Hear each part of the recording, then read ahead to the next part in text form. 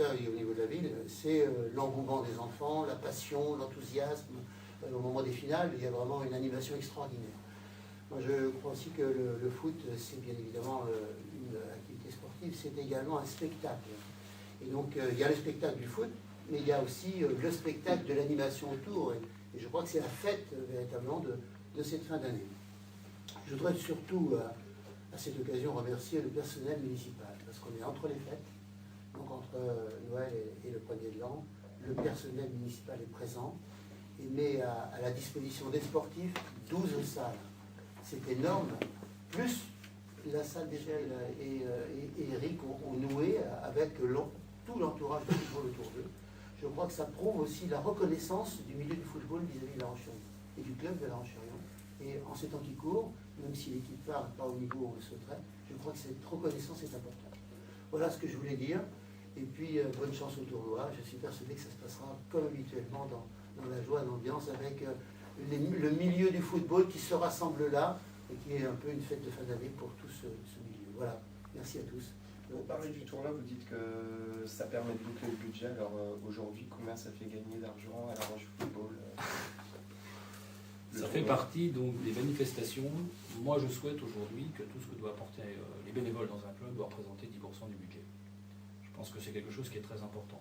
Lorsque l'on sait que la municipalité, les sponsors, tout le monde investit dans un club, le président également, je pense qu'il est important aussi que les bénévoles puissent comprendre que le club n'appartient pas au partenariat, n'appartient pas à la ville, n'appartient pas aux joueurs, n'appartient pas qu'aux dirigeants. C'est un ensemble, c'est une famille. Donc les dirigeants doivent aussi faire partie. Donc ça veut dire que toutes ces manifestations que l'on fait, à côté, celui-ci, le jeu gala, etc., va représenter à peu près, c'est l'objectif, 10% du budget. J'ai un petit aparté donc, concernant toujours le tournoi. Je voulais également remercier des personnes qui ne sont pas là, c'est le CFP du Roc. Et je pense que c'est très important puisque vous savez qu'il va y avoir combien de maillots qui ont été faits? Il y en a 1300. 1300. Tous ces maillots ont été financés par le CFP du Roc. Donc je pense que c'est important aussi parce que nous avons un partenariat avec le CFP du Roc. Je crois qu'on peut vous retourner dans l'autre sens. Oui, voilà, ça serait très bien. Et je pense que là aussi, nous avons mis un partenariat donc, depuis 2 ans maintenant avec le CFP du Roc et ils vont intervenir aussi parce que nous avons, vous savez, que La Roche-sur-Yon, la Roche du football, ce sont des jeunes, ce sont de la formation avec des 18 nations, 16 nations, 14 fédéraux. Ce sont des seniors première année qui arrivent des nations. Nous avons une école de football parce que, effectivement, les collectivités nous aident. Je les remercie encore aujourd'hui.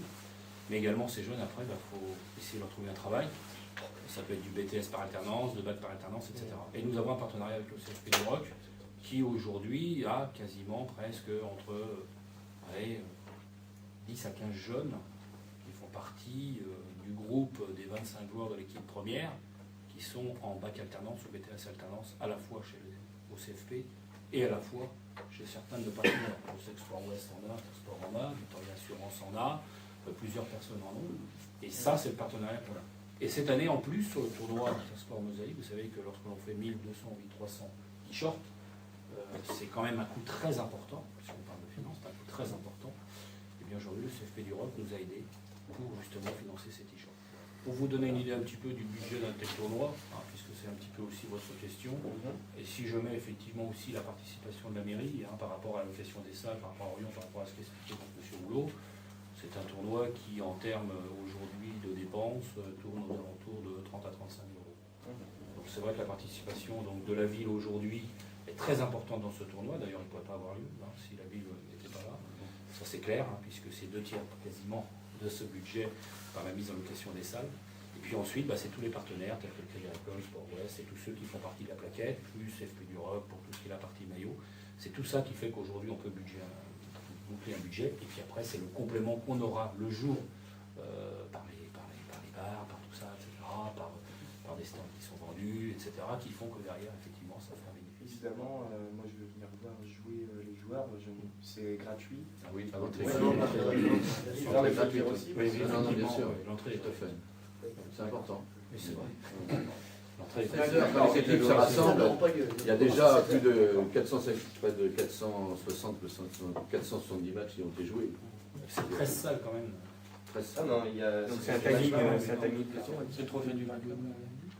Des 14 ans. Oui, des 14 ans fédéraux. Les 14 fédéraux. Challenge 14 ans, Ah, ils peuvent le qu'on a garder. ramené parce que Ah oui, c'est il faut le La garder. Roche-sur-Yon qui l'a gagné l'année dernière. You call me